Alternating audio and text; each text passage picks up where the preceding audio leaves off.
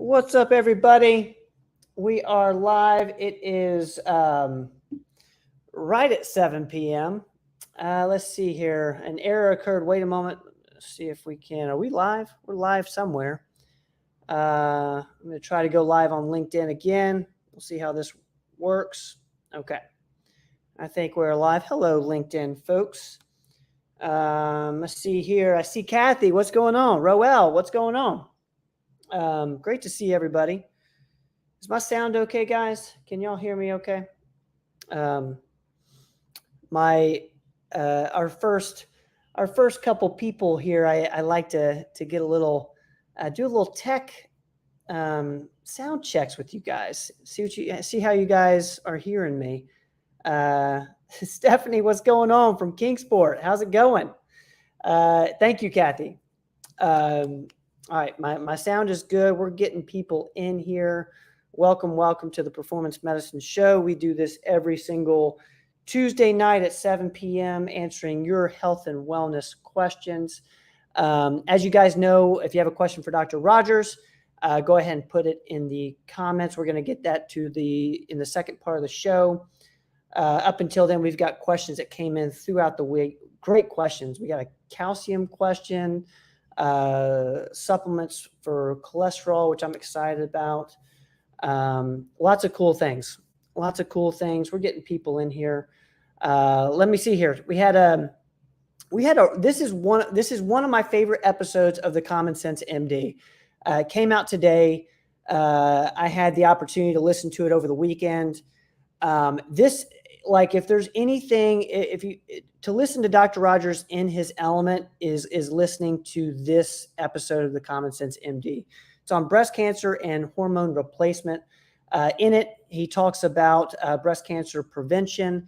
He talks about hormone replacement. He talks about menopause, perimenopause, and in particular, he talks about the WHI study, which is the Women's Health Initiative study that came out in 2002. And he talks about why that was wrong and how that scared so many people off of hormones, both patients and doctors. I can't tell you how many people I've talked to about performance medicine, about bioidentical hormone therapy, and you can tell a lot of people are really scared about it. So that episode, if you know anybody who's fearful of hormone replacement, specifically bioidentical hormone replacement, send them to that show. On Explain This week, we had an how-to episode. In this episode, Robin Riddle, our nurse practitioner in the Knoxville office, talks about how to execute a GI map.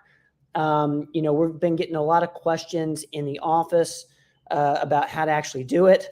And in this episode, Robin goes step by step for you. So as you guys might know, this is kind of the first step that we recommend in terms of finding the root cause of your gut issue if you have a gut issue. So be sure to check that out with Robin Riddle on Explain This. And I want to put this up here. Our Fountain City office is open. My office is there. I've been going there since last week. We've got Margot there, who's our PA. Jasmine Allman, our licensed esthetician, is there.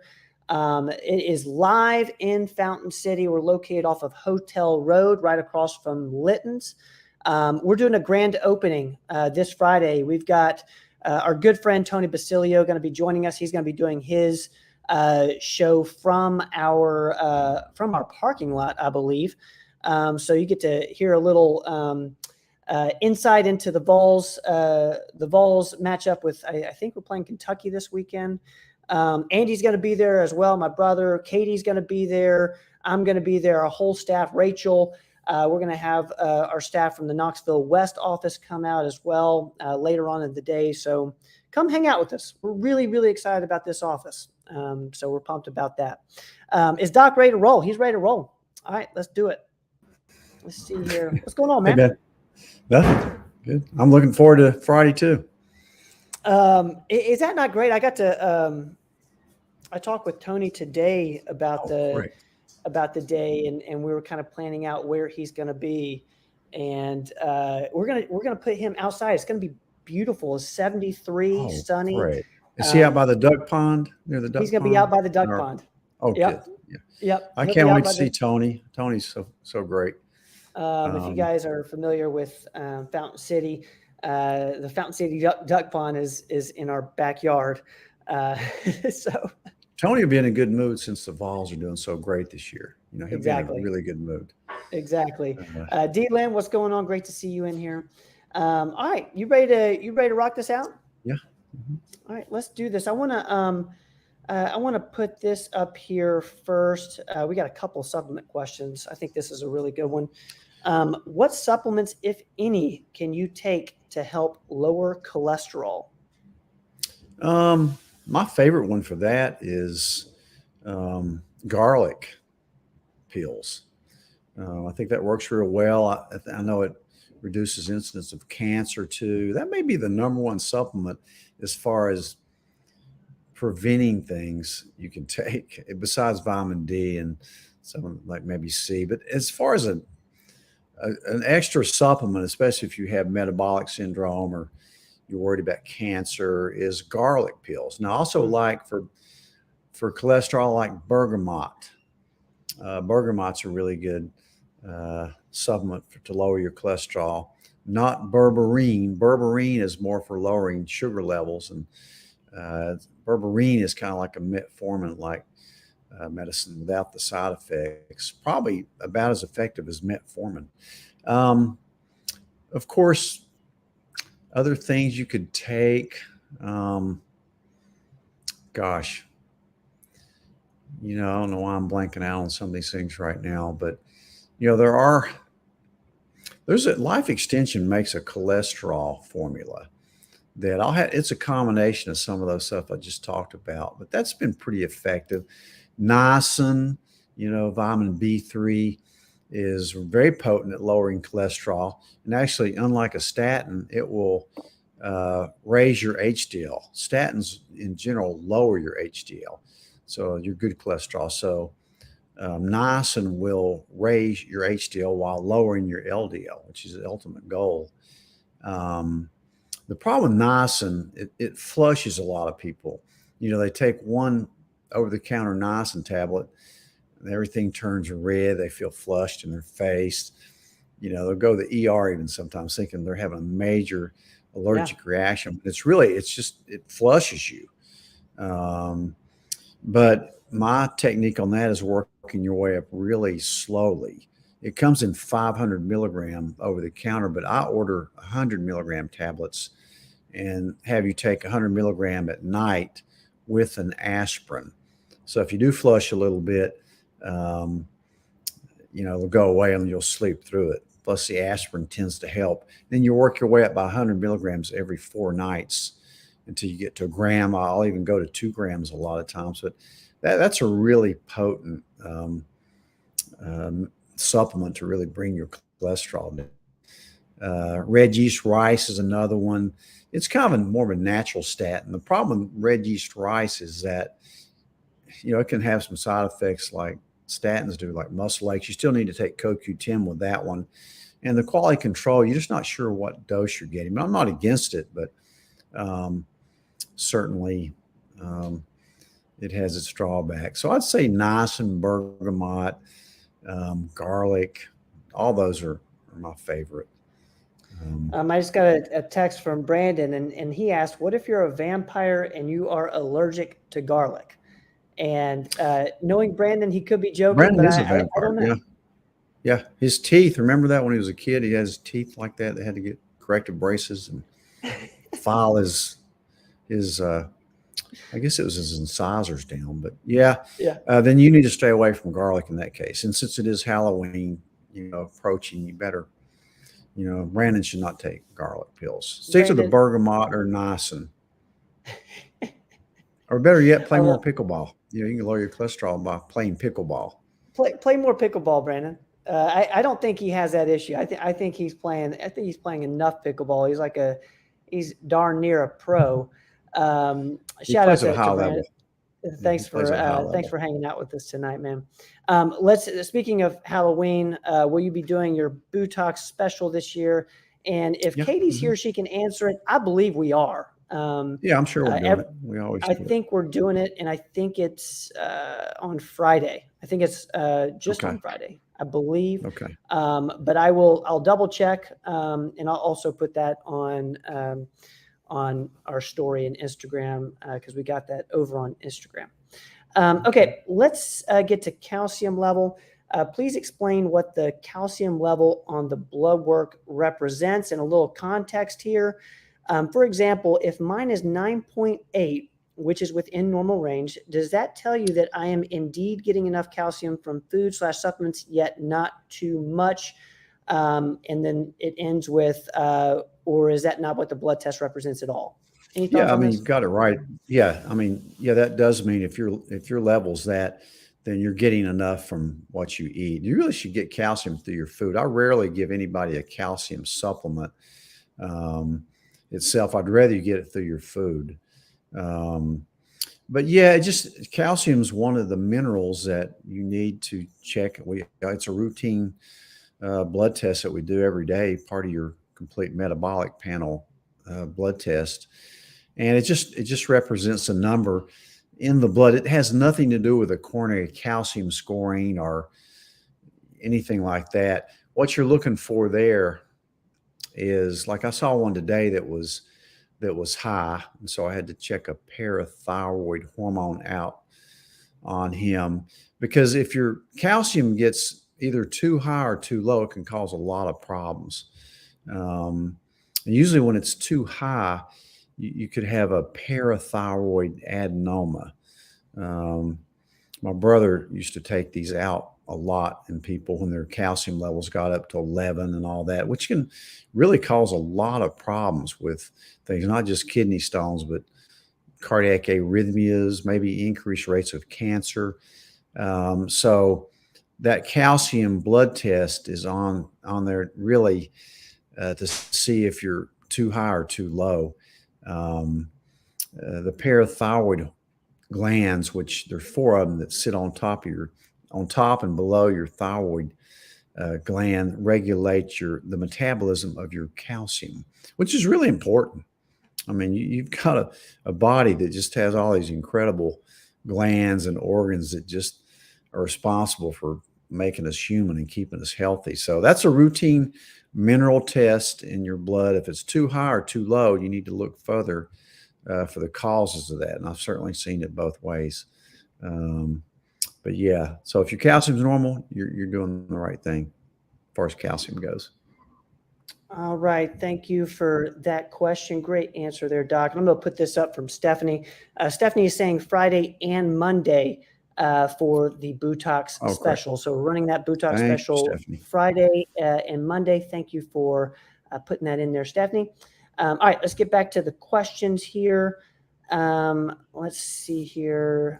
This is a great one. I think this is on all of our minds these days. I'm a patient at PM, and I'd love to learn more about the dangers of EMF, how to avoid them, whether wave blockers actually work on AirPods, etc.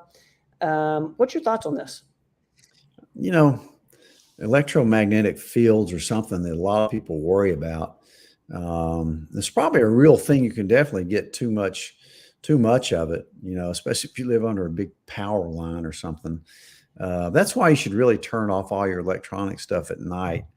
They say you really shouldn't even have your cell phone beside your bed.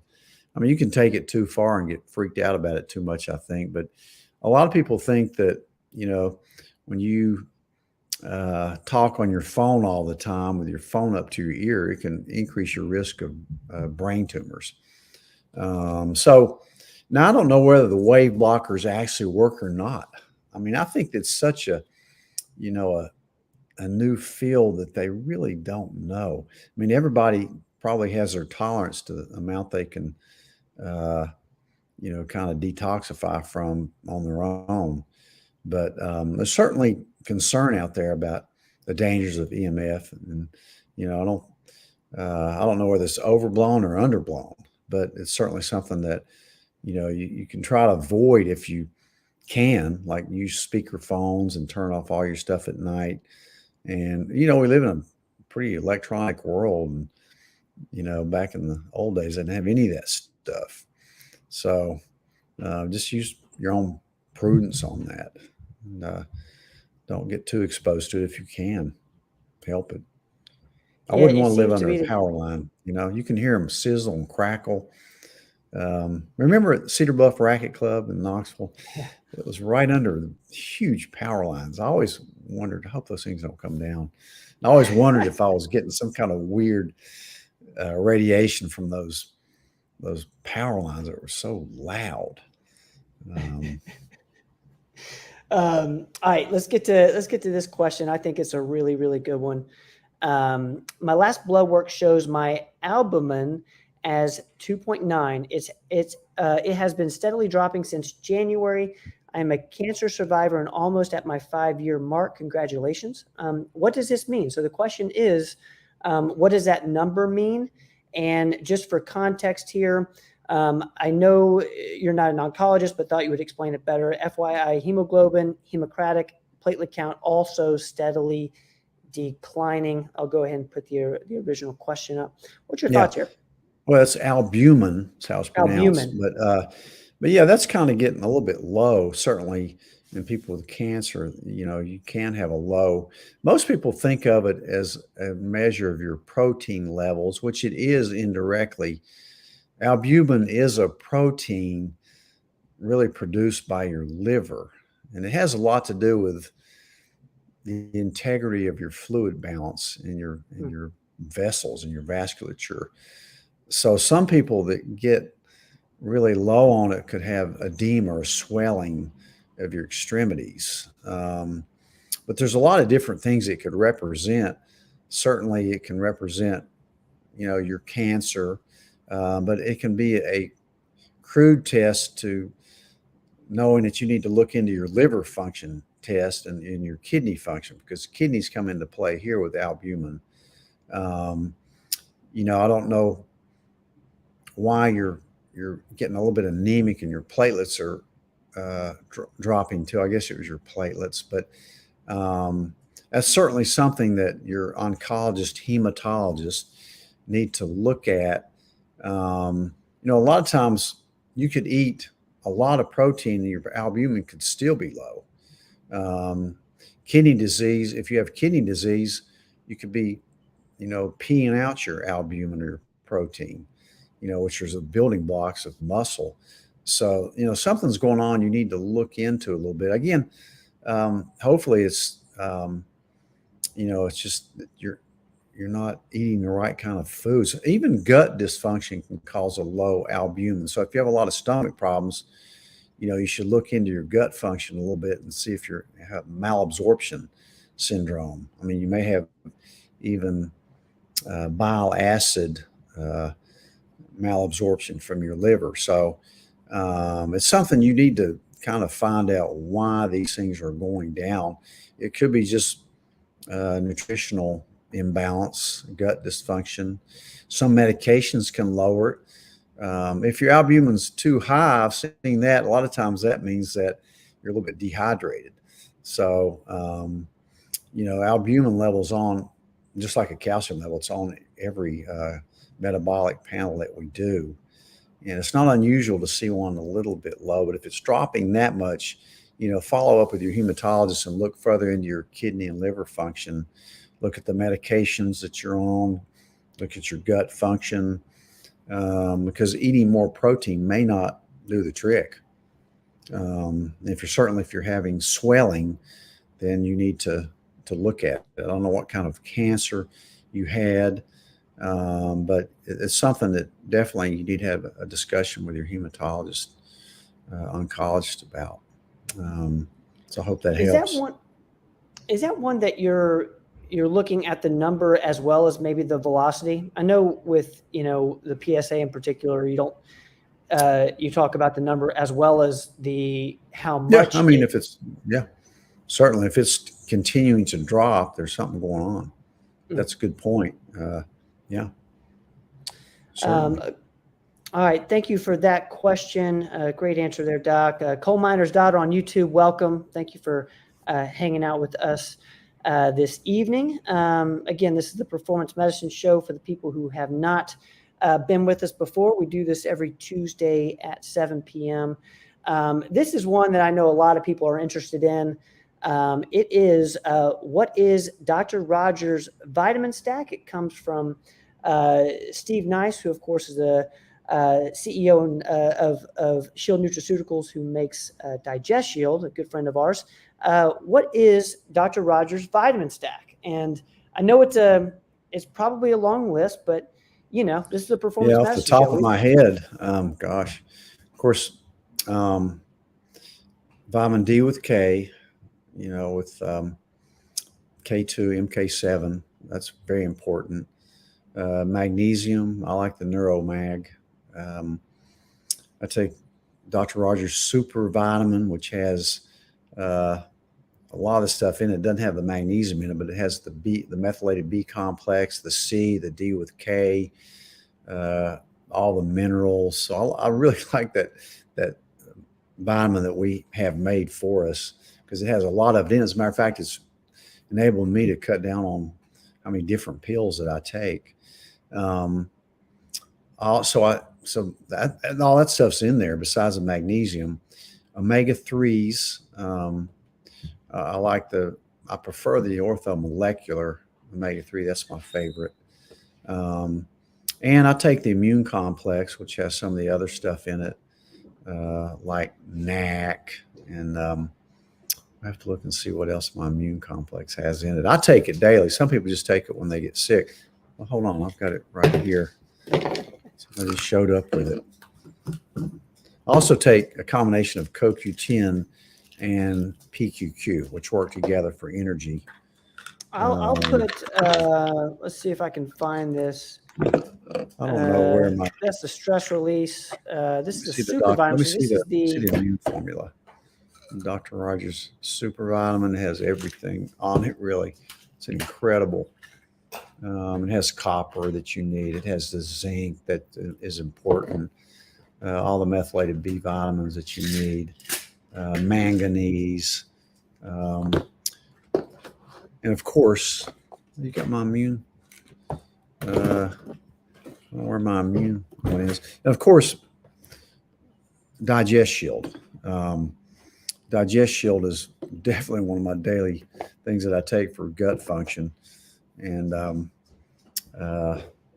if Robin's on here, I actually did a GI map today, sent it in just to see what my gut microbiome looks like. I've never done it. So I sent in a GI map today. So Robin will be proud of me for that. That's awesome. Gosh, I take so many. I like saffron. Saffron's really good for mood. That comes in Dr. Rogers' stress formula. It has saffron, ashwagandha, and L-theanine, which I like. That's this one right here, guys. Little with dosing. Put on if you have an immune complex. That's the one. And I also take curcumin. I love curcumin because I'm 67 years old and I have arthritis. So put the immune formula on there. I don't seem to have that one here. I see the super vitamin and the energy complex. I got those here on my dashboard. I'm not seeing the immune complex though. Yeah. Let's see here. We'll get to that one. We'll put that on there if you're interested, Steve. We'll get to that one here in a bit. I take a lot of vitamins. I take a lot of vitamins. I also take L-lysine. I take a little bit of melatonin at night. Those are the major ones that I take. Are those all daily, or are things like saffron? I split them up. I usually take the saffron at night, but you could take it twice a day. It doesn't really make you drowsy. And one other thing I've been taking lately that I love is my CBD Daily Boost. That really gives me a a lot of energy in the morning, but it's a calm, focused energy. So it surprised me how well that works. That is my favorite form of CBD. Is the let's It's see if this I one have right it. here. Yeah, Daily Boost right here. I love this Um, one. you If can you can see see that. what's Yeah, in there. yeah. It's really really good. I like it a lot. Are you, But that's some it's like major things I take. a calm That's energy a is what you're saying? Yeah, it's a calm, focused alertness. I guess how you describe it. Um, but I really do like it. I don't know if I'm leaving. I'm probably leaving some stuff out that I take, but all those are important. And I have other ones for if I need it. Like uh, activated charcoal if I need it. I also take a little EDTA as a kind of a natural chelator. Um, that's a really good one. Um, but yeah, there's so many things. I take a lot, but I'm able to kind of sink it down when I got these 4 of our Dr. Rogers vitamins that we had made for us. So I hope that helps. I want to say hello to Jack. Welcome in, man. Great to see you over on YouTube. I just got this. I got an email just now with a question, and what we're going to do, guys, is we're going to jump into the comments here in just a minute. So if you have a question for Dr. Rogers about any of this stuff, please put it in the comments, and we will get on over to those questions. This one comes over on email. It's being reported that the flu is early this year. What do you recommend for avoiding it once you get it and doing what you get it? I think that's how it reads. Um, well, you know, um, yeah, it seems like there's maybe some around. I haven't seen any walk into the office, but or call about it. But certainly, just build your own immune system up. Yeah. Maybe get on the immune complex every day. Um, certainly take your vitamin D, vitamin C is very important. Um, and, kind of, if somebody's sick, they should stay home from work. Obviously somebody's coughing and runny nose and all, don't hug on them, and stuff. And if you're sick, don't spread it around. And if you feel like you have the flu, then, get a flu test because we have Tamiflu. Have good treatment for the flu. And then immediately pop your vitamin D up to 50,000 a day. Get on 4,000 a D. Make sure you're taking your zinc and do your infrared sauna if you have one. Um, don't treat the fever unless it's unbearable and over, almost 103, then you may want to treat it. But, let the fever do its natural work. Drink a lot of fluids, eat some chicken noodle soup, makes you feel better. And just don't get around a lot of the others. And, we'll see how this year's flu season goes. There's a report a lot of kids getting RSV early this year. It's usually pretty mild. It's usually in kids under 2 or maybe elderly people, but just build your own immune system up. We always have germs floating around, so use your common sense with hand washing and things like that. And, just if somebody's sick and obviously sick, don't get in their face. And if you're sick, be polite enough to stay home. Get outside, get sunshine, walk, exercise, get your sleep. That's how you take care of your immune system. But vitamins are a big, important part of it. And certainly if you start getting sick, you pop your vitamins up. They work. All right, guys, we're going to jump to the comments here. We don't have any questions yet. So if you got a question for Dr. Rogers, put it in the comments. We're going to hang out with you guys for a little while longer. But that is interesting about the vitamins there. It's shocking how well they work. I've been pretty religious about mine recently, and they You just work. don't get sick. You just don't get sick when you take them. I used to Yeah. tell my patients years ago, you're wasting your money, and just through experience and my own self and treating thousands of patients, those people are right. Vitamins do work.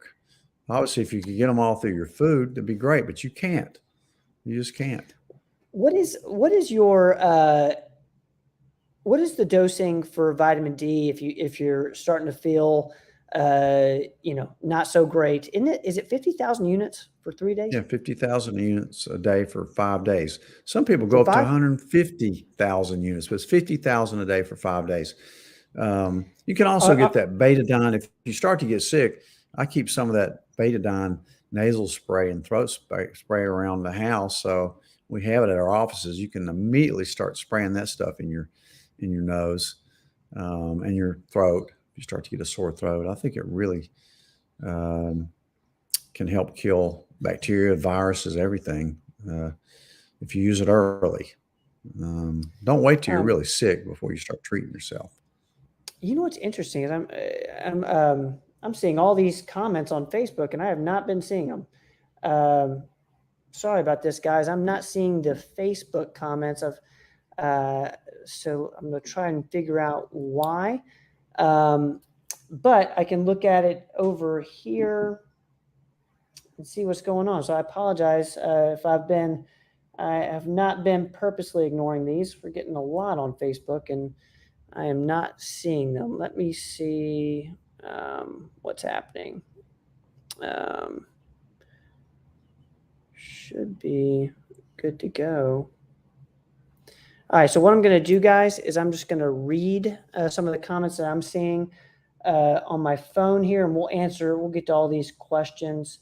I have no idea the order. Okay, let's see here. What did you say you take for brain/cognitive health? I take Cognitex Cognitive. right here with pregnenolone. All right, that's for the brain health, guys. Thank you for that. I'm just going to go straight into is eating garlic not as effective because it would just take entirely too much versus the Yeah, I garlic? think so. Plus, it really smells pretty bad. So, but yeah, I mean, garlic's good to eat, but it'd be hard to get enough, I would think. Some people do. Some people eat it every day. Not in our country as much as some other countries, but yeah, you can eat garlic, sure, but probably even better if you could eat enough of it. You just get a more concentrated form in the peel, and it doesn't smell. Montana, I see you from our Knoxville office. Great to see you in here. Hey, Montana. Let's see. Lisa, thank you so much for sharing. Let's get to Gian here. When is a good time to take all of those vitamins? I have Super Omega 3 Plus, Neuromag, and Bioactive B Complete, along with D3 5,000 IUs, zinc 50 milligrams, vitamin C with rose hips, and acerola 500 milligrams. Hard to get all those in. I agree. What's your thoughts on this?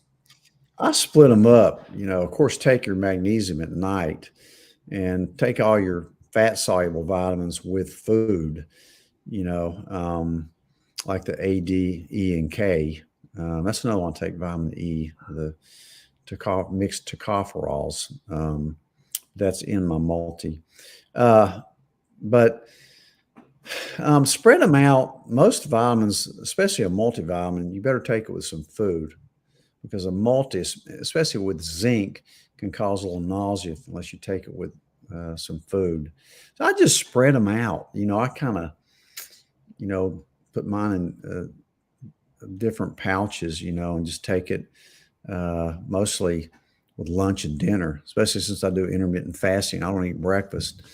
So you drink black coffee, but it's not that much trouble. Actually, you'll find you'll drink more water because you're swallowing that with vitamins. And if you can, try to digest shield twice a day, 30 minutes before lunch and 30 minutes before supper. However, if you forget, just take it with it or right afterwards. It's still going to work. But spread them out. Take your magnesium at night. Take most of your vitamins with food, and go from there. You don't have to take C with food, or really the B's. You could take them on an empty stomach if you do intermittent fasting. All right. I see Deborah's with us. Robin's with us. We got Katie in the building. We got Jasmine in the building. Thank you guys so much. Katie's answering the Botox questions over on Facebook. Again, I apologize. I'm not seeing this on my dashboard here. Lauren's here. What's going on? Great to see you. Okay, let's get to another question. Let's see, where am I? Jack, thanks for watching, man. Okay, let's get to Frida. How much vitamin C, and is there a certain type of vitamin C? Yeah, I like the liposomal C. It seems to be absorbed better. And, a baseline of 1 gram, 1,000 milligram twice a day is what I recommend. I like a pretty good dose of vitamin C. So, yeah, the liposomal C is probably the best. I think the Life Extension is good. It has some quercetin in it, which of course is in the immune complex as well, the NAC and quercetin. But yeah, I love vitamin C. Of course, we use it IV as well in the offices every day. IV vitamin C is just a tremendous medicine for a lot of different things. We give a lot of IV vitamin C. Really perks you up. Okay, Fights off a lot of stuff.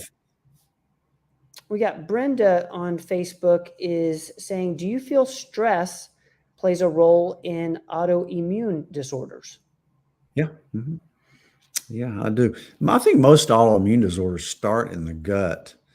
They're usually not inherited. There may be a familial tendency, but something triggers it. I mean, you may have that predisposition, but there's some trigger. I talked to a patient today about that who had Hashimoto's, and sometimes pregnancy will trigger it, menopause, puberty. You see a lot more in women because of the hormonal shifts, but the gut, certainly, and there's a huge gut brain connection. So if you're stressed, your gut is not right. You can ask anybody that. And so, yes, stress can cause anything. So if you're chronically stressed, you're going to have real diseases. It's not imagined, it's real. Prolonged stress can really affect everything, from autoimmune diseases to cancer to heart disease, you name it, stress can cause it. That's one of the major pillars of our practice is, talking about stress and, referring you if necessary. That's why we have a PhD psychologist on our staff. That's why we have a nutritionist on our staff. We talk about these things. The gut and stress kick off autoimmune disease, and sometimes hormones, sometimes infections. A lot of times when somebody comes down with an autoimmune disease, if you start asking them, when did you come down with this? And a lot of times it's right after I had that car wreck, or after I had a baby, or, after I went through a divorce, or major life changes. Very important.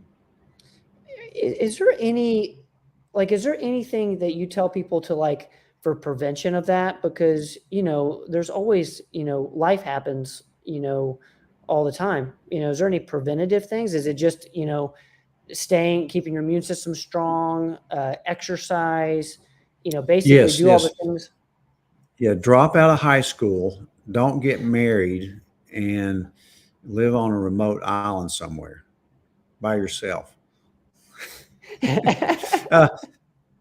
live in a very stressful world, a toxic world. I'm just kidding, of course, but you just have to have a good attitude about life, because you're going to have stuff that comes your way. You're going to go through stuff in your lifetime. You don't get as old as I am and not have gone through a lot of stressors, and things happen.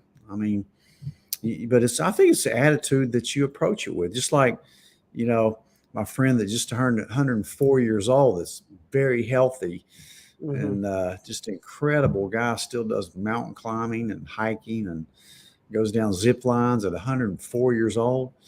It's He incredible. told me that the two most important things and the reason he's lived to 104 and felt great are his faith and a positive attitude. I'll never forget him telling me that. Yeah. And so I think a good attitude, realizing stuff's going to come your way, you cannot avoid it, and you have to look at it in the right perspective, and you have to have friends and loved ones, that can help you through these times, because nobody can do it alone. You're going to be miserable. People need community. They need their faith. They need hope. They need to talk to other people. You can't overemphasize that. So much of you can't be a family doc for decades and not tell me that half the people you see, what's brought them in is anxiety or depression from stress. If you're stressed out for a prolonged period of time, you're going to be depressed. And then you can have panic attacks. You can get disabled from it. So you treat it. You have to treat it. Sometimes we have to use medications. I prefer to use natural stuff, but sometimes we have to use other medications. Just seek help if you're stressed. Women seem to seek help more than men do. I want to put this up here real quick, just because this had just such an impact on me.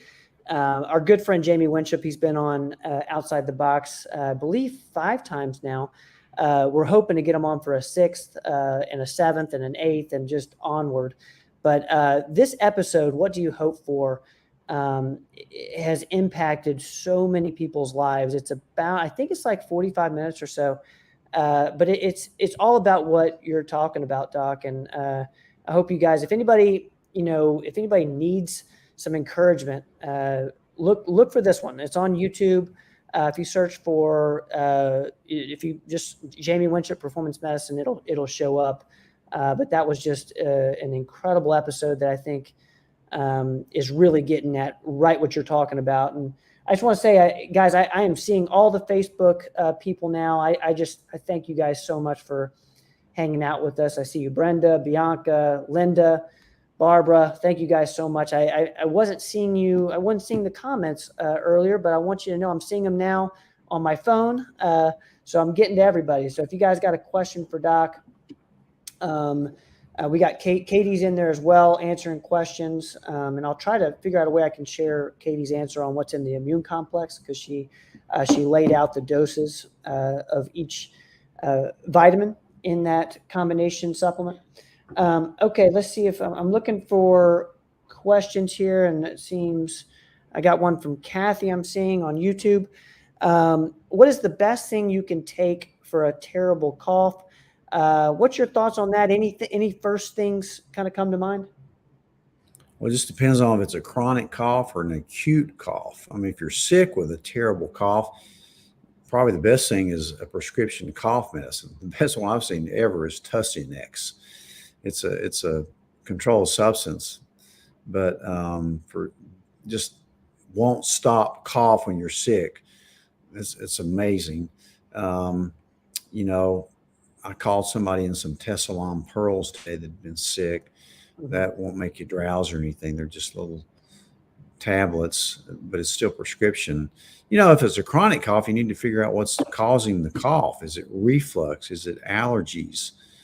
Is it smoking? Is it something you're around that's precipitating it? So that type of thing. You can always soothe. I like honey for about anything. And, I like to suck on those honey drops, that you can get it at the natural health food stores. But it just depends on terrible cough with sickness. You can get a prescription for Tussinex. Just don't stay on it too long.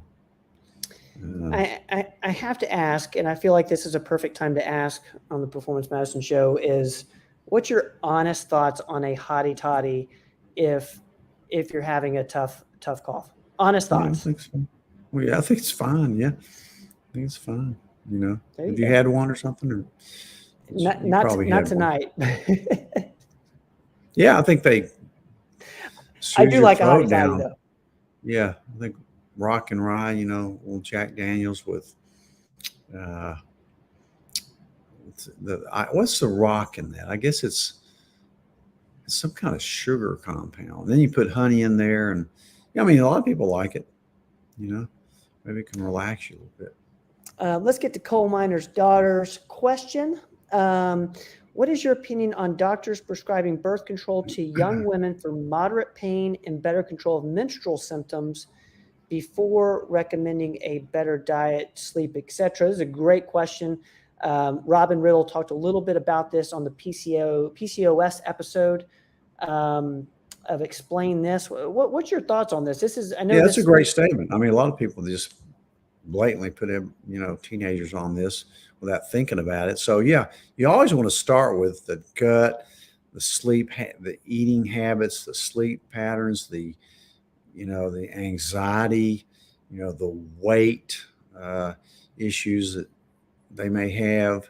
So, I mean, there's no doubt that it works. If you're having terrible periods and painful, they do work. Some doctors use it for acne.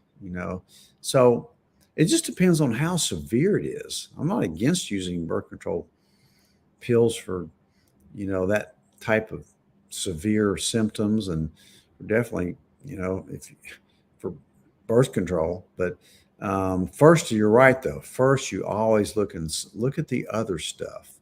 It's kind of getting to the root of the problem rather than just putting somebody on another pill for it.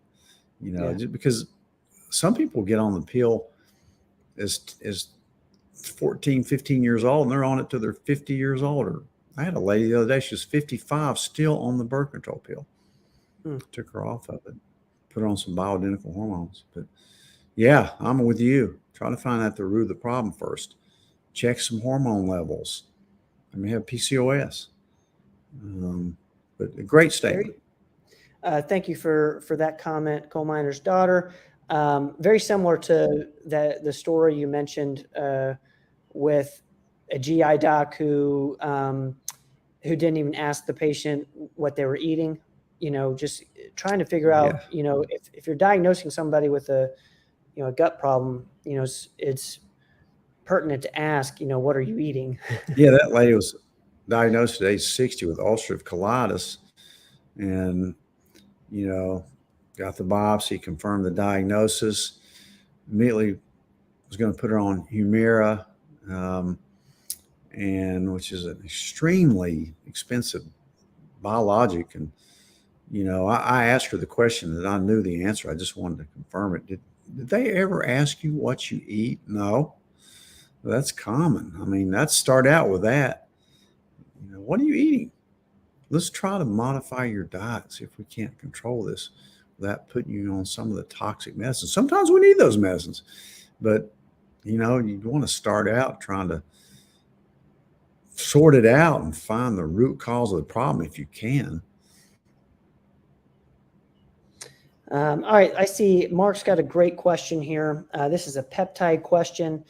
And gosh, it's so funny. I feel like we talk about peptides in spurts, but it's such a big part of where medicine is going. We don't talk about it enough, I don't think.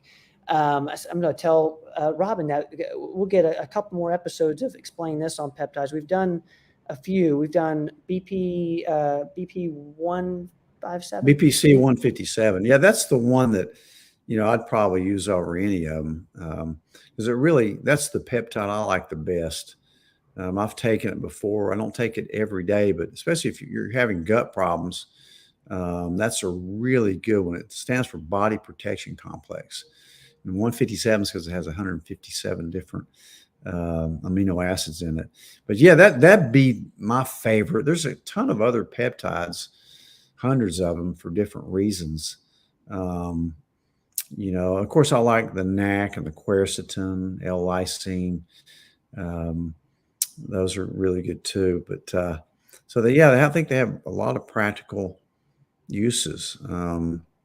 I always go back to the gut when I'm talking about these type of things. Methylene blue. I had an amazing case today of lady that was suffering from long COVID, and she had a terrible case of COVID and was hospitalized for it for a couple of weeks twice. And she just had a bad case of long COVID.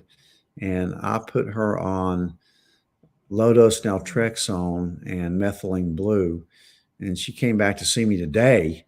It'd been a month. She said she felt tremendously better. I mean, she could not even make her bed up. She couldn't make her way around her own bed to make her bed up. Now she's walking in the neighborhood in a month, less than a month. I saw her back and she just felt fantastic. Matter of fact, I'm gonna do a podcast with her. I'm gonna get her on the podcast to talk about her experience with COVID and her recovery from it and use of these supplements that we put her on that have really made a huge difference. There was another lady that I'd seen, I probably already mentioned this a few weeks back, that had both lupus and rheumatoid arthritis and had been on Plaquenil and Humira, didn't like them. So she just tried LDN by itself and it completely put her in remission. Just pretty happy about that. That's amazing. So I like LDN a lot, but yeah, certainly start with the gut. PPC 157, good place to start. Thank you for that, Mark. And I'm looking for making sure I'm not missing anybody on Facebook as we enter the last portion of the show. So I'm scrolling through here. That's what I'm doing. I'm looking at the comments on Facebook on my iPhone just to make sure I don't miss anybody. And I don't think I got everybody on YouTube. LinkedIn, I have not been able to see you. So if I'm missing somebody, I'll make sure I get to it. And then we're gonna have Dr. Ike come in. And I got one from Carol here. Carol, thank you so much for being here. Thank you so much for the question. This is a comment from Carol. I wish I could put it up, but I can't, unfortunately. Carol is saying, how in the world did our mothers and grandmothers, et cetera, survive without all these medical aids? LOL. It's so funny. Particularly, I think they were tougher. Well, the They had to hormone be. thing is, the hormones is interesting though, because think about, I guess you always say this, and this is something you said in this week's Common Sense MD is you said as your hormones decline, you decline in every way. The problem is we're living long. So I think part of what our ancestors, they just weren't living as long as we are. Therefore, the complications with hormones doesn't come up. Am I saying that right? Well, a lot of them died with infections. That's the reason their life expectancy was not. It's not that they couldn't live as long. Some of them lived really long lives, but the average lifespan was a lot lower because of infection. A lot of women died during childbirth, et cetera. But yeah, I mean, it's a better day in a lot of ways than back then. It's worse in some ways, but certainly better in ability to treat certain things. Especially when it comes to hormones. But yeah, I think people were tougher back then. We got Dr. Ike in the building. Yeah, we do. Let's get Dr. Ike right. on the show. Let's see here. I'm going to make sure I'm not missing anybody. Right. As you guys know, Dr. Ike, he sends us into Wednesday each week on the Performance Medicine Show, and I've been told he has a toy. That's his new play toy. RIP. There's a new Halloween toy. Let me put this up here before we get Ike on there, because this was a funny show. That's my sister Kelly, and that's actually you, Dad. That's you. That's and me. Yeah, I don't know what that is. What is That's from the days when I looked a lot better. This is a special Halloween episode talking about cutting your carbs.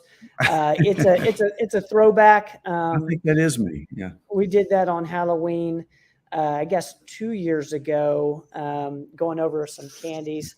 and their carb counts. So if you Here's look up, Ike. Here's Ike. oh, there he is. What's up, I don't know why Ike? he's not looking at the.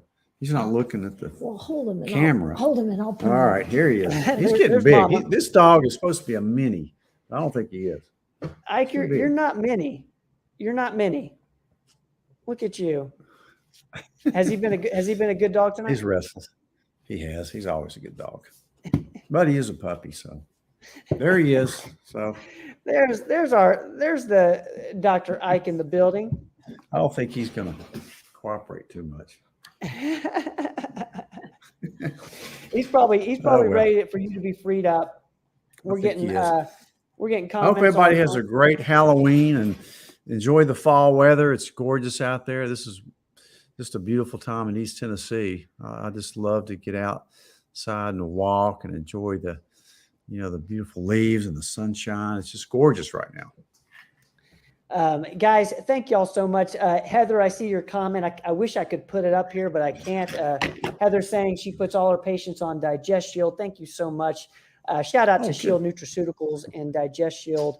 Man, what a gut product that is. So thank you Amazing. for putting that in there, Heather. Sherry, I see you. Sherry's wanting more Dr. Ike. Doc, man, thank you so much. This was fun. Hey, thanks, Ben. Guys, See you Friday. man, we had our team in the comments all night tonight. Shout out to them. Jasmine, Katie, Montana. Gosh, we had Stephanie in there. Thank you guys so much. I really appreciate y'all. Ben Curtis was mentioned. Ben Curtis knows all about EMF apparently. And we got to get him on the show talking about EMF. Yeah, we should. We will. All right, guys, we're calling it a show. This has been the Performance Medicine Show. We do this every single Tuesday at 7. Shout out to the Performance Medicine team. We love you. Fountain City opens official on Friday. So if you're in the Fountain City area, come hang out with us. We're going to be chatting all things health and wellness, Vols football, all the above. So come out and see us 9 to 3, Fountain City, 112 Hotel Road, right across from Litton's. All right, we're out of here, Pop. Thanks so much, man. All right. Good night, Ben. Let me find my outro, and we out. Don't go